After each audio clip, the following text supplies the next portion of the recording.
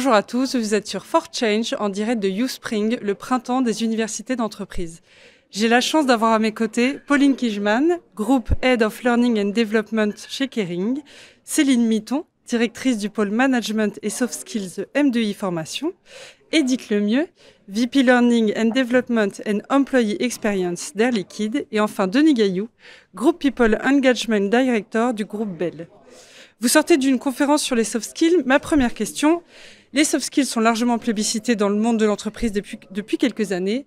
De quelles compétences parle-t-on exactement ? Alors, je prends la parole au début. En fait, oui, vous avez raison. Ça fait quelques années maintenant on met sans doute l'accent encore plus sur les soft skills parce qu'on est de plus en plus dans un environnement compliqué, complexe, incertain, volatile. Et donc, l'entreprise a besoin de nouvelles compétences pour s'adapter. Et pour nous, la façon dont on les définit, c'est des compétences qui vont permettre de mieux répondre aux attentes du business. Donc ça va être de l'agilité, de la créativité, de la capacité à prendre des décisions rapidement. Ça va être aussi de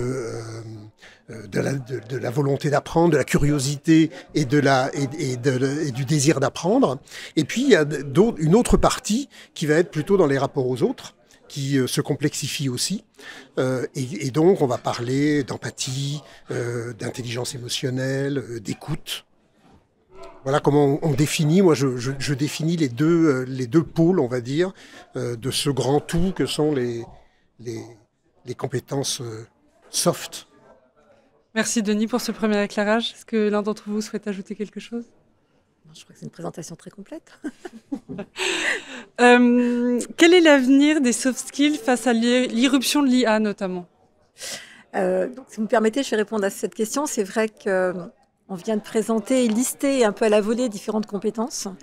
Il y en a une qui est très nouvelle, hein, c'est l'esprit critique qui accompagne la mise en place de l'IA dans les organisations. Cet esprit critique, il est essentiel. Pourquoi ? Parce que grâce aux algorithmes, on va avoir accès à une multitude d'informations et chacun, aussi bien les collaborateurs que les managers, que les dirigeants d'entreprise, vont devoir être en capacité d'analyser ces données de manière à pouvoir les utiliser dans leur travail au quotidien. Personnellement, moi, je le vois je vois l'IA en tout cas comme quelque chose de très innovant, mais très facilitant pour les organisations et pour les entreprises, hein, donc plutôt qu'une approche très positive de l'IA. Mais c'est vrai qu'on rencontre quand même aujourd'hui, nous on le voit quand on accompagne nos clients M2I Formation, on voit quand même qu'il y a encore beaucoup de freins à lever. Concrètement, face à cet engouement général pour les soft skills, quel est le rôle et la responsabilité de l'entreprise ?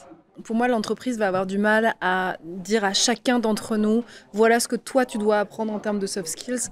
En revanche, je pense que l'entreprise doit offrir un cadre, des outils, du temps, parfois des budgets, des ressources. Et surtout, elle doit permettre aux gens de comprendre l'importance pour leur employabilité, de continuer à se développer en permanence sur ces sujets-là.